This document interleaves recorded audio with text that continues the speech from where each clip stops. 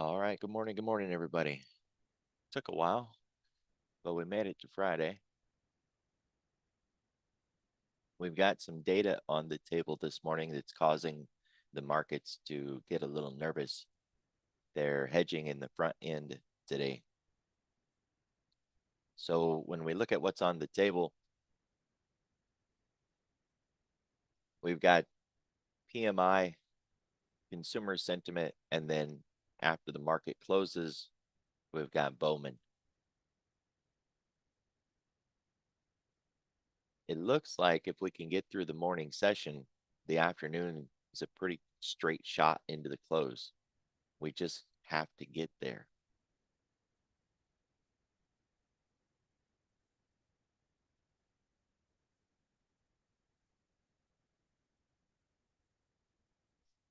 Hong Kong down the most at a 0.5%, with the UK up the most at about 1%.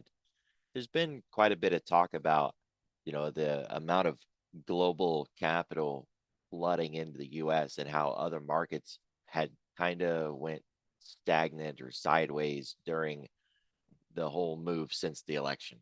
And now there's talk about places like Europe actually getting some positive flows while we're chopping about sideways. It's worth noting that we are chopping sideways and that, we're not selling out of it.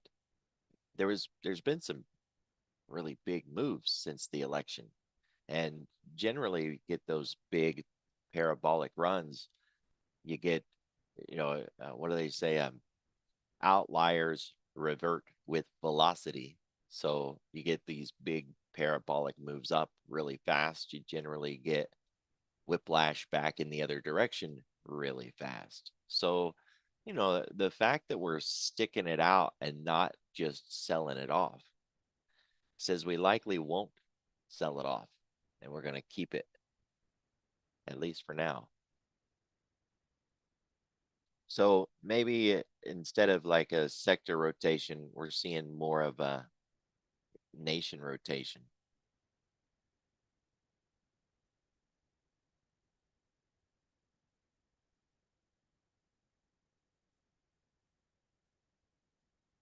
There really isn't anything left today once we get through 10 o'clock. So any of the afternoon 0-day trades should be fine. I tend to break my 0-day trades up into the morning one and then the afternoon one.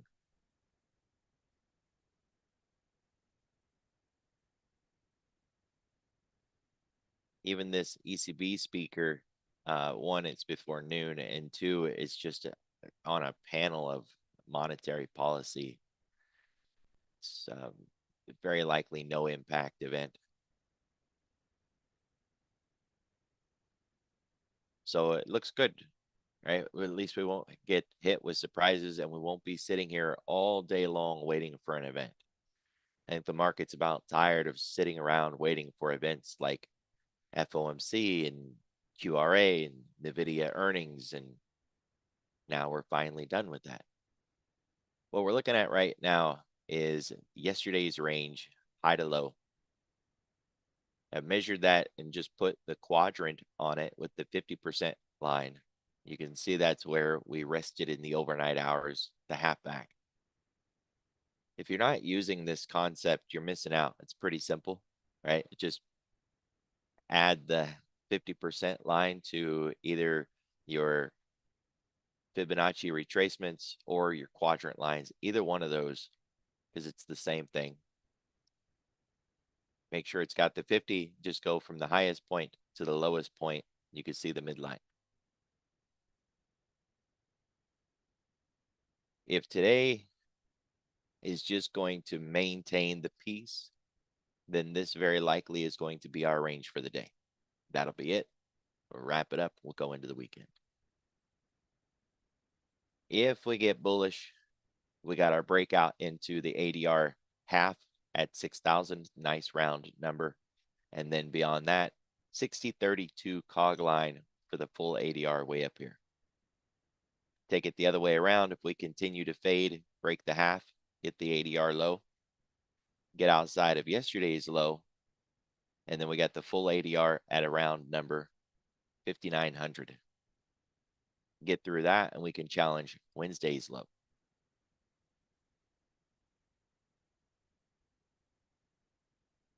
We were a lot lower on the morning. We're down a tenth. It's nothing. We were a lot lower.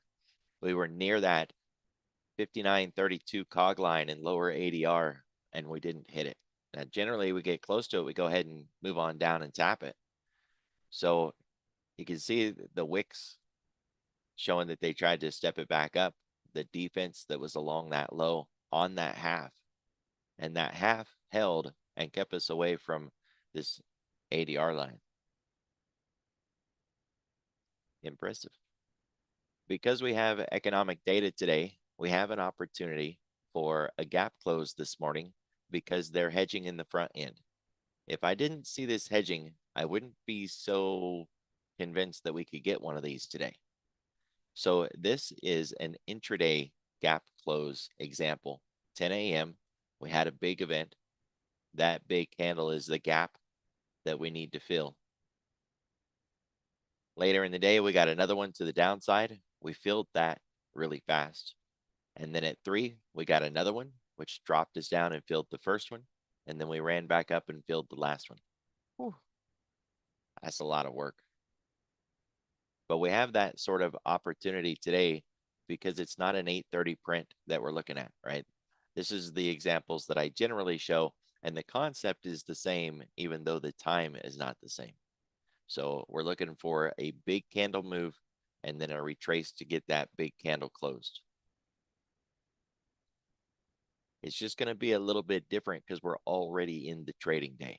But these liquidity gaps, they can happen anywhere at any time.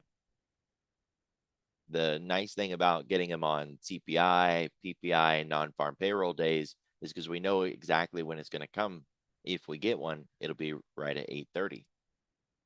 So today is going to be a little more tricky since it's going to be during the intraday. So I took a little bit of work on this one to show, even though we weren't going to use something like this for the gap close play because there was such a big wick on the bottom and a big wick on the top, and we don't do the gap close. I don't do it if it looks like that. We can still use that candle. So I put the quadrant lines on, some fib lines from the highest point to the lowest point, and you can see how price responded to the mid, how it hit the 111 and couldn't get through the liquidity zone on each side. When we finally did get through, we still got tangled up at the 1236 and couldn't get through it. And that half back was tested over and over again. And it was just one candle, right? Just focused on that really big economic candle, laid out the levels for the day and looked for opportunities from it. So at 10 o'clock, we're going to get economic data.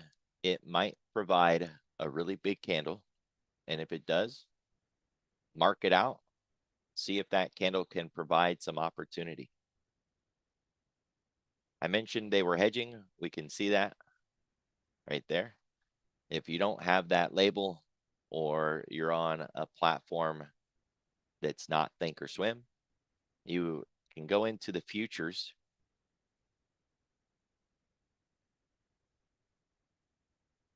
and what you want to find is that the front expiry implied volatility average is greater than the next one out. So we've got 14 for today and we've got 11 for Monday. Since today is higher than the next day out, that gives us a market maker move. It's something that Thinkorswim invented a long time ago, just the idea of it or the concept of it. And it sounds really cool. Market maker move. Ooh, what's that? It's nothing fancy, right? Just recognizing that the front implied volatility is greater than the next volatility series. And that's it. But what it tells us is they're hedging. Now, they always hedge. It's not like they're running around trading without covering their bum because they're always hedged. This is extra hedging. This is immediate concern for the environment that we're in now. And they're applying extra insurance for it. It's kind of like seeing a wildfire in your town and buying extra fire insurance because it seems like a good idea at the time.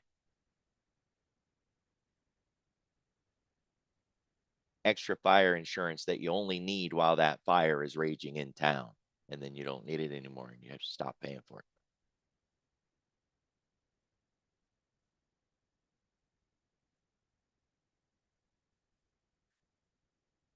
So we talked about this floor pivot on the week.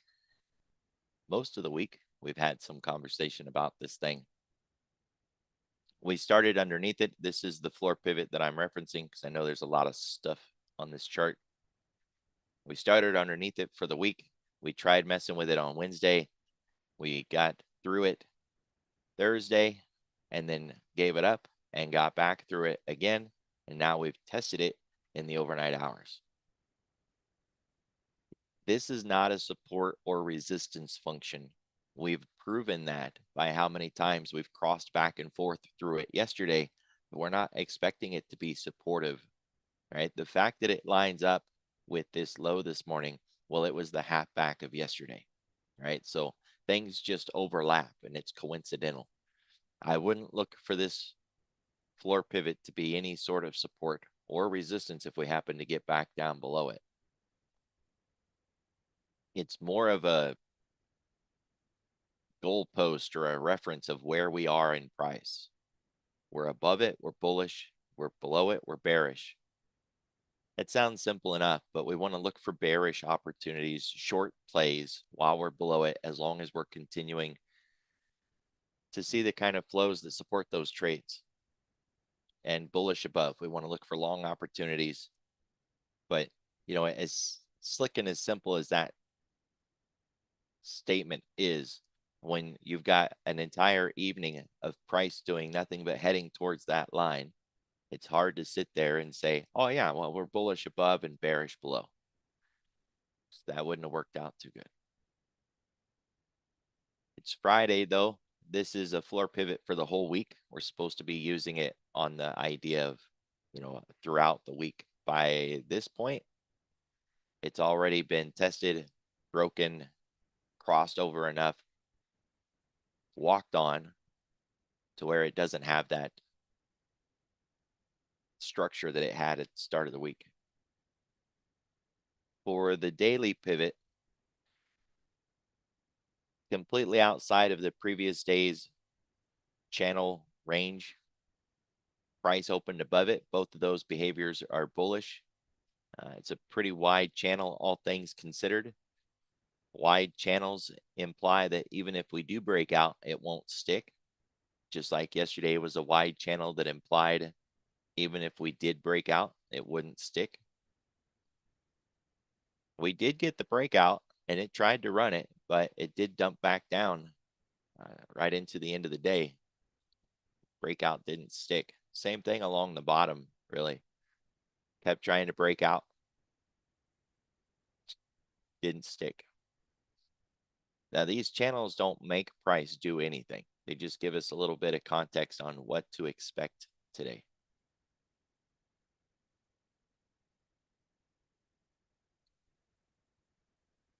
So we got a really nice distribution on the week. 59.20 if we do fade back down as the point of control. We started to put in a lot of work across this high up here. We're building out a high volume node. Could see we leave a bigger footprint there by the end of the day.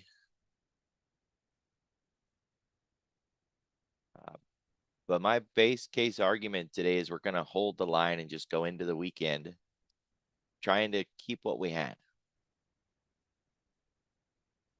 It's possible that we could get some flows. We'll look at some equities when we're done with the first part of this.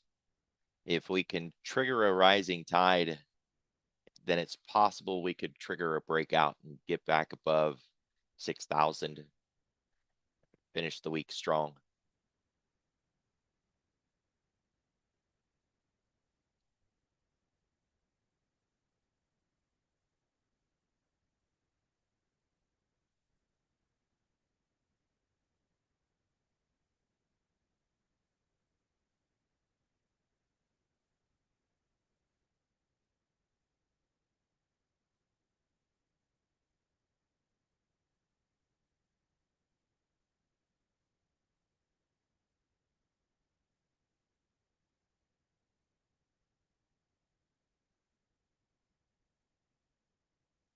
So we tested the volatility trigger overnight. Zero gamma is just underneath that.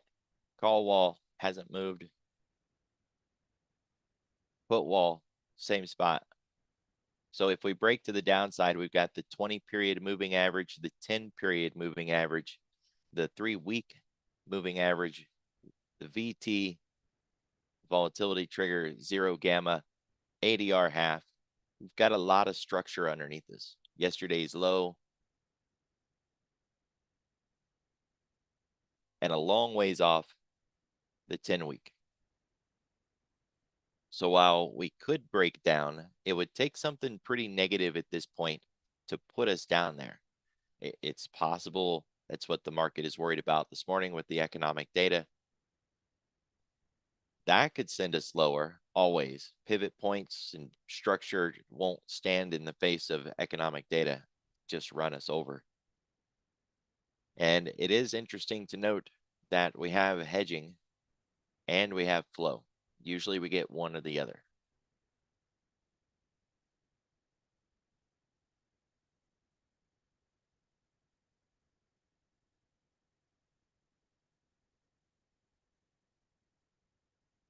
$10-day, 30-minute volume profile. We're moving back through that shallow area. And throughout the day today, we're going to lose more of this volume up here. So it's likely we could see that point of control move today in the intraday, but more likely it won't be an issue until Monday sometime, maybe even into Tuesday before we see that thing move.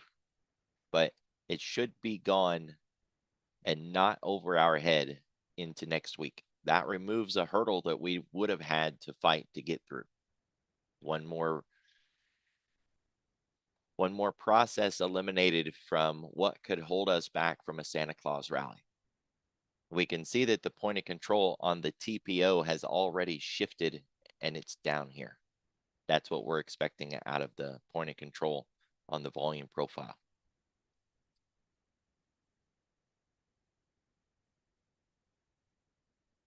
Mapping out the 5x5, we can see the volume structure this morning in TPO. Really just collectively where we spent most of the night. And the big move out of Europe. So we're just coming back into play after the kill zone. We didn't leave a lot behind. There's no point of control to worry about from yesterday, or at least no VPOC.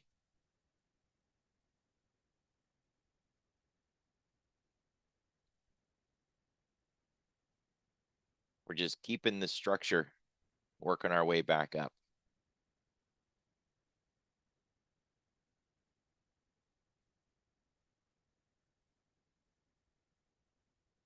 All right. It's Friday, so we always get this opportunity to measure what we had this week and compare it to the projections of what we could get next week. Now, next week's range is already here, but it's not set in stone yet. It won't be until after 4:15 tonight. The gray line is where price is right now, and these two are measured distance from it. So as the ES is moving up and down, so is the gray line, and so will the red and the green line. They'll be shifting up and down. So where they're at now won't count, right? But it does give us a little bit of a preview. If we measure the week that we're in currently and compare it to next week's, they look about the same for now. Check that over the weekend. We'll be doing this again on Monday, and we'll look at what we actually did get versus what we have right now. You can see that we've tested this week's upper edge. We're supposed to close inside this box 70% of the time. So we can wick outside of it, sure. We can close during the week outside of it, but we expect to be in that range by the end of the week. And we don't always do that. Like last week, we closed outside. The week before that, we closed outside. Doing that once in a while is fine. But when we start doing it repeatedly, back to back, over and over, it's a signal and a warning.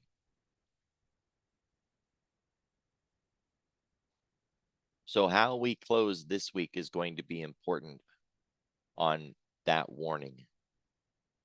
2 weeks in a row is about as much as you want. We get it a third week, that's going to be serious signals of volatility. The bad thing is, or the good thing, I guess, is that sort of volatility, we're not seeing it in the options on the ES, on the options chain. We're not seeing it in the VIX.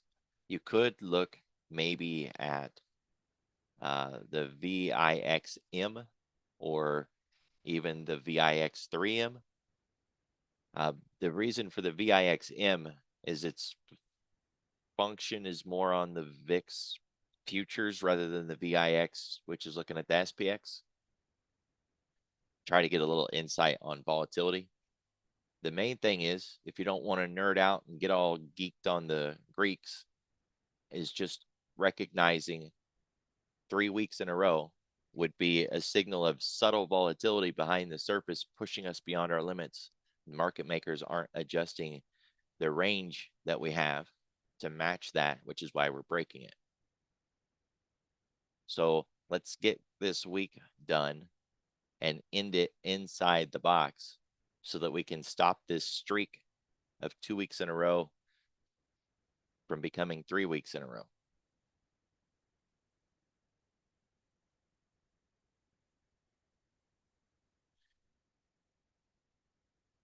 We're 2% above the 10-week. That's a good spot to be. It's healthy, it's bullish, it's good structure, and we're on our way up rather than on our way down. We have already started to curve back up again. So nothing wrong from the weekly standpoint, certainly not overbought.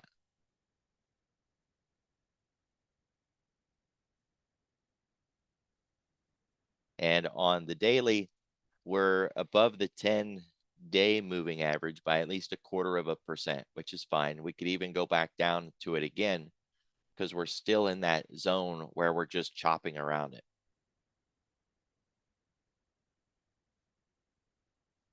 We need to actually leave the range to go somewhere.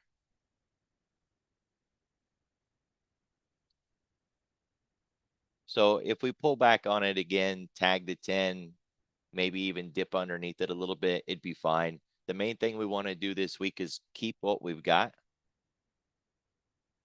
Don't give any of it back. And we're still fighting Friday's candle. In case you didn't remember from Monday, that's the candle that we've got to beat. It's the one that we've been stuck in. But it's also really important on the other side too. We got to keep it. So we got back inside it. We need to keep it. And then we got to get out of it and start working on the high. But to work on that high, we've got to defeat that candle. That hasn't changed.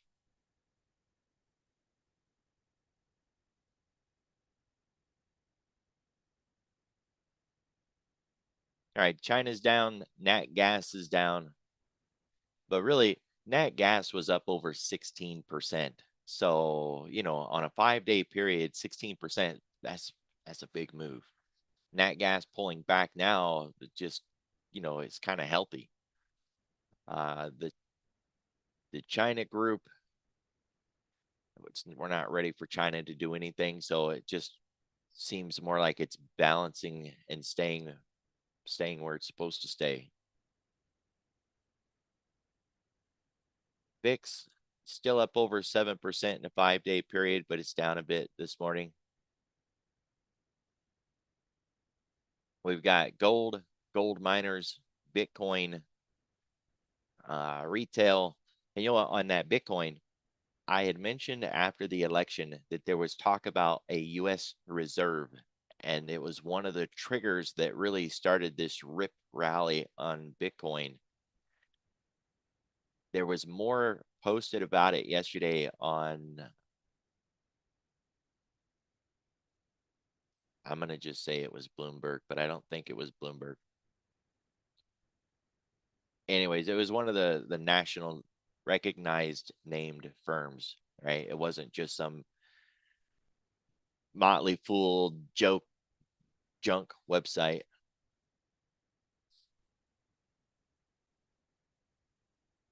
So if you're playing anything in that Bitcoin space, or you're trying to play the reversal, or you're waiting for, the mean reversion, try to find some articles that talk about that reserve and get some context on it, because you might not get that deep pullback that you're looking for anytime soon. And so if you're trying to short things like Mara, Riot, right, the whole Bitcoin plays individually, you may find some that offer a short opportunity, but you'd be going against the prevailing wind. So we don't have the names up this morning that we need for a rally, long and the short of it. That doesn't mean that we can't rally. We could get 0-day flows that break us out and rip us to the upside. That's always possible. We wouldn't see those in the pre-market, because it would be the options flows on things like the SPX, and well, it's not open yet, right? And options start at 9:30. So if it is going to be a face ripping rally day where we go into the close on a tear, it could be from options. That's always on the table. Otherwise, the economic event that we get at 10 could light the fuse. You're going to want to keep your eye on a correlated market structure today, a rising tide, and the right sectors making a move. Financials, consumer discretionary, technology, communications, things like that. It is interesting to note that all the sectors on my screen here are green. All of them. So over a 5-day period, it's been a wild week. This is the sort of rising tide that we're talking about. So today, as the economic data comes in at 10, keep your eye on the sectors, see if we can get that continued rising tide across everything. And if not, then at least across the risk on sectors: finance, technology, consumer discretionary, communications, semiconductors, that sort of thing. It'll be one of those two, right? The options flows or the rising tide, if we're going to get a continued rally. And if the economic data is really negative and we can break these lows, then, let's get down to 5,800 and get this party started to the downside. I don't expect that, by the way, but it's always possible. Keep your eye on the market maker move. If it doesn't start going down after 10 o'clock, then that's not the problem, right? I'm assuming that it's the 10:30 or the 10 a.m. economic data, the 9:40 data. So if we get through that and this thing still is not going down, then it's something else the market is worried about. And I'm not expecting that either. So I think I'm right. I'm going to assume I'm right, but I just prepare for the fact that I might be wrong. All right, precious metals, silver, gold miners, even the dollar continues its run. Small caps, IWM, which ties in with retail anyways. It's possible. We haven't seen it in a little bit. We could get a small caps and a short squeeze run today. Boy, it's been a while since we've had one of those. But seeing XRT and IWM up this morning is encouraging. If we were going to have one of those days, then the scanners should start to pick up things like GameStop and AMC and, the same usual crowd. You would also want to run like a short squeeze scan on like Finviz has got a good one. It's free. Wouldn't cost you anything to go build one over there and just see what names have a high short interest, because It's possible with XRT and IWM both up in the pre-market that we could have one of those days. That'd be fun. It's been a while.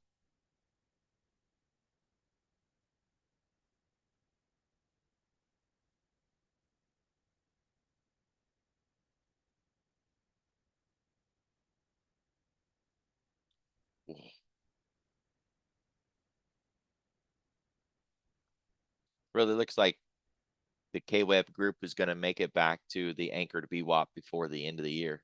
That's not much of a stretch.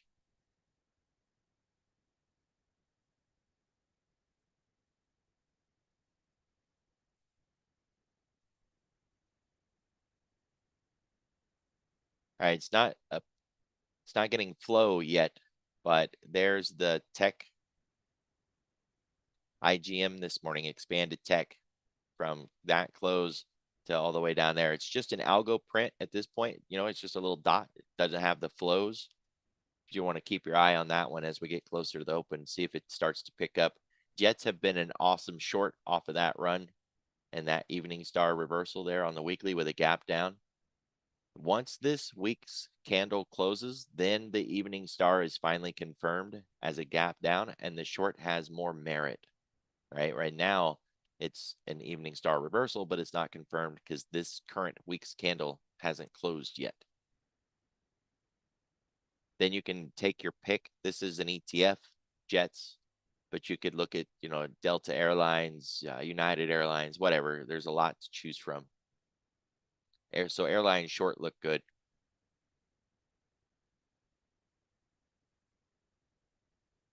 I was looking at some commodity names yesterday as a part of quantum computing and AI research. This DBC commodities index, it's not a very good proxy. It's just pretty much as good as we've got when it comes to ag and science.